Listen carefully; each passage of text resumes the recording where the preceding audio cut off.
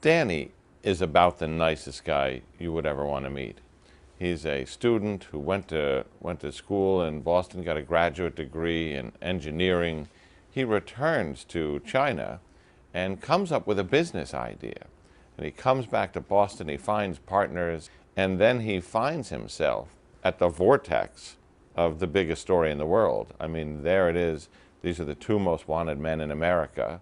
And he pulls over to return a text message. And he said, you know, I pulled over because I'm very conscious about safety. I'm not one of those people who drives and texts.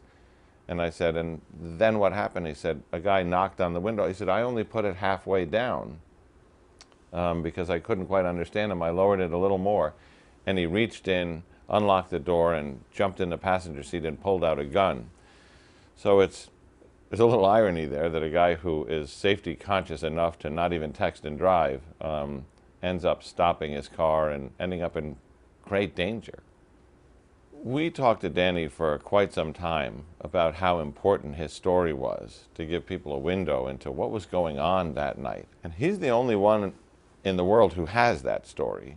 I asked him about why he wanted to be disguised, and he said, you know, I don't know if there's anyone else out there from this plot, if these guys have friends, if I'm going to be a witness at some trial, but at this point I'd rather keep my identity concealed. And that's certainly understandable. Although in the history of terrorism, I can't think of a case where the terrorist organization has targeted a witness, whether it was a former terrorist or a victim of the crime, as Danny was.